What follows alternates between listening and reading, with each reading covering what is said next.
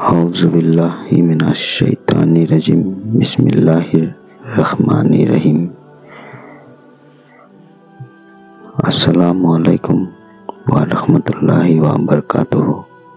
মোৰ মৰমৰ মা ভনী আৰু ভাই বন্ধুসকল, আজি যিসকল মানুহে মোৰ এই ভিডিঅ'টো চাই আছে, আল্লাহ তাবাৰক ও তাআলা আপুনি আপোনাৰ ৰহমতৰ দ্বাৰা সেই সকল লোকৰ সকলোবোৰ জায়েজ দিনী খুৱাইছ আপুনি আপোনাৰ বাৰগাহত কবুল কৰিব, আমিন।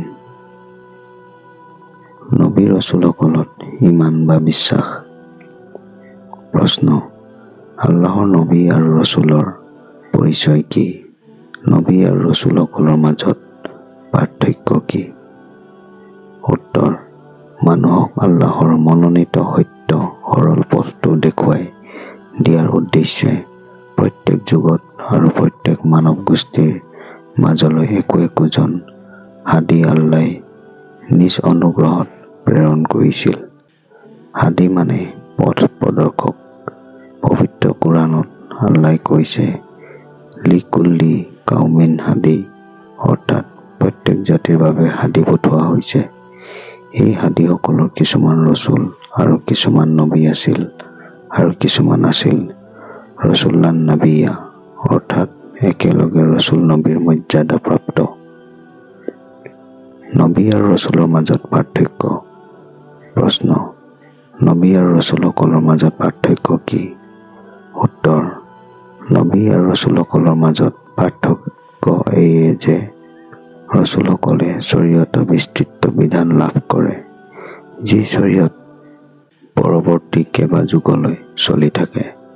আনহাতে নবীসকলে তেওঁলোকৰ পূৰ্বৱৰ্তী ৰচুলৰ শৰীয়তৰ বিধান ব্যৱহাৰিক জীৱনত প্ৰয়োগ কৰাৰ প্ৰণালী বৰ্ণনা কৰে আৰু প্ৰয়োজন সাপেক্ষে যুগৰ উপযোগীকৈ আল্লাহৰ নিৰ্দেশক্ৰমে সেই শৰীয়তত কিছু ৰদ-বদল কৰি নতুন বিধান সংযোজন কৰে। হাদিছৰ বৰ্ণনা মতে এই পৃথিৱীত ৩১৫ জন ৰচুল আৰু লক্ষাধিক নবীৰ আবিৰ্ভাৱ হৈছিল।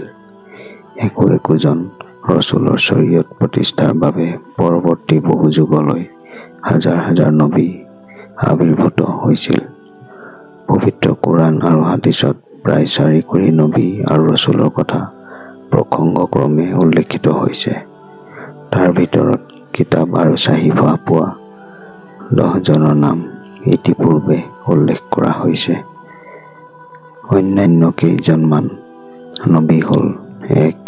হযৰত ইদ্ৰিছ, ২. হযৰত হুদ, ৩. হযৰত ইলিয়াছ, ৪. হযৰত ছালেহ, ৫. হযৰত লুত, ৬. হযৰত ইছমাইল, ৭. হযৰত ইছহাক, ৮. হযৰত ইয়াকুব, ৯. হযৰত ইউসুফ, ১০. হযৰত হাৰুন, ১১. হযৰত শুএব, ১২. হযৰত ইউসা, ১৩. হযৰত জুলকিফল, ১৪. হযৰত ইলিয়াছিন, ১৫. হযৰত সুলাইমান, ১৬. হযৰত ইউনুছ, ১৭. হযৰত আয়ুব, ১৮. হযৰত উজাইৰ, ১৯. হযৰত জাকাৰিয়া, ২০. হযৰত ইয়াহয়া আলাইহিমুছসালাম। উল্লেখযোগ্য যে শেষ নবী হযৰত মুহাম্মদ সাল্লাল্লাহু আলাইহি ওয়াসাল্লামৰ পাছত আৰু কোনো নবীৰ আবিৰ্ভাৱ নহয় বুলি পবিত্ৰ কোৰাণ আৰু হাদিছত কোৱা হৈছে।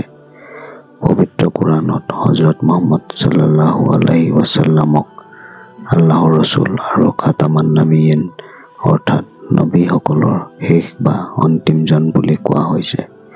তেখেতৰ পাছত তেখেত সাল্লাল্লাহু আলাইহি ওয়াসাল্লামৰ উম্মতৰ উলামা তথা মুজাদ্দিদ সকলে দ্বীন ইছলামৰ ব্যাখ্যা বিশ্লেষণ তথা প্ৰচাৰ আৰু প্ৰতিষ্ঠাৰ দায়িত্ব পালন কৰি যাব কিয়ামত পৰ্যন্ত। নবী আৰু উলিৰ মাজত পাৰ্থক্য। প্ৰশ্ন: নবী, ৰচুল আৰু উলিয়াৰ মাজত পাৰ্থক্য কি? উত্তৰ: নবী মানে ভৱিষ্যত বক্তা, প্ৰফেট, অদৃশ্য জগতৰ খবৰ দিওঁতা। ৰচুল মানে প্ৰেৰিত বাৰ্তাবাহক, পয়গাম্বৰ। উলি মানে বন্ধু, দোস্ত, মিত্ৰ। উলিৰ বহু বচন আউলিয়া মানে বন্ধুবৰ্গ। সকলো নবী ৰচুলেই মানুহ, কিন্তু সকলো মানুহেই নবী ৰচুল হ'ব নোৱাৰে। সকলো নবী ৰসুলেই আউলিয়া বা আল্লাহৰ বন্ধু বা দোস্ত, কিন্তু সকলো আউলিয়াই নবী ৰসুল নহয়। নবী ৰসুলসকলে আল্লাহৰ পৰা প্ৰত্যক্ষভাৱে ওহী বা প্ৰত্যাদেশ পায়, য'ত শৰীয়তৰ বিধি বিধান তথা আইন কানুন জড়িত হৈ থাকে। এই ধৰণৰ ওহী বা প্ৰত্যাদেশ য'ত শৰীয়তৰ বিধি বিধান তথা আইন কানুন জড়িত হৈ থাকে, এই ধৰণৰ ওহী উলি আউলিয়াসকলে নাপায়। উলি আউলিয়াসকলে ইলহামৰ মাধ্যমত নবী ৰসুলসকলৰ দ্বাৰা প্ৰচাৰিত তথা প্ৰদৰ্শিত শৰীয়ত, তৰিকত, মাৰিফত আৰু হকীকত সম্পৰ্কে সম্যক জ্ঞান লাভ কৰিবলৈ সমৰ্থ হয়। নবী ৰসুলসকলক আল্লাহৰ ওহীৰ মাধ্যমত তেওঁলোকৰ নবুৱত আৰু ৰিছালত প্ৰাপ্তিৰ কথা প্ৰত্যক্ষভাৱে জনাই দিয়ে। সেয়ে তেওঁলোকৰ নবুৱত আৰু ৰিছালত প্ৰাপ্তিৰ কথা জনগণক প্ৰকাশ্যে জনাই দিয়াটো জৰুৰী। কিন্তু উলি আউলিয়াসকলে তেওঁলোকৰ উলিয়ত লাভৰ কথাটো ইলহামৰ জৰিয়তে অনুভৱ বা উপলব্ধি কৰিব পাৰিলেও সেয়া নিজে প্ৰকাশ্যে ঘোষণা কৰাৰ বিধান নাই, বৰং মানুহে পৰৱৰ্তী কালত তেওঁলোকৰ ঈমান আৰু আমল, তকৱা আৰু তাৱাক্কাল, জিকিৰ আৰু আজকাৰ, ইলম আৰু আখলাক, ইখলাছ আৰু ইহছান, দাৱাত আৰু তবলিগ, জহদ আৰু সবৰ, মেহনত আৰু খিদমত, তজদিদ আৰু তহৰিক আদি গুণাৱলীৰ ভিত্তিত তেওঁলোকক উলি আউলিয়া হিচাপে সন্মান তথা শ্ৰদ্ধা কৰে। প্ৰিয় দৰ্শক, আজিৰ ভিডিঅ'টো ইমানেই আছিল।